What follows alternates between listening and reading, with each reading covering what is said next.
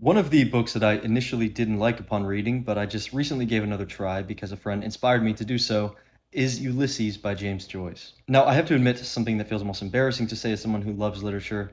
The first time I read it, I genuinely didn't understand why so many people considered it one of the greatest novels ever written. I didn't hate it by any means, I just was very frustrated by it. It felt sort of dense, very intentionally self indulgent and difficult, and I thought there were moments where I could appreciate Joyce's talent, but I constantly found myself wondering whether the complexity was actually adding anything to the story. By the time that I finished it, I think I respected the book more than I actually enjoyed it. But years later, I'm coming back to it, and I've realized that I was asking the wrong question the first time I read it.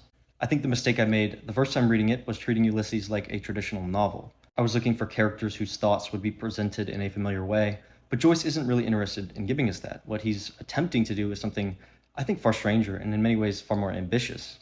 I think most novels tell us what a person thinks, but I think Ulysses tries to show us what thinking actually feels like, and that's very abstract. Human consciousness isn't an orderly thing, right? We don't move through life in neat little paragraphs.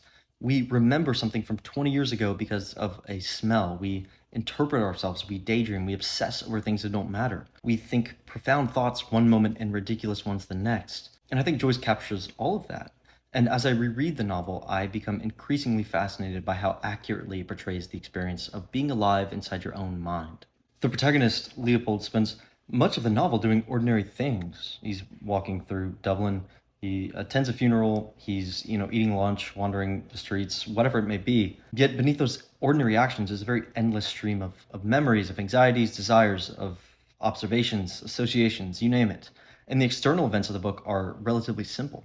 The real drama is taking place inside the consciousness itself, and that is what finally made the novel click for me.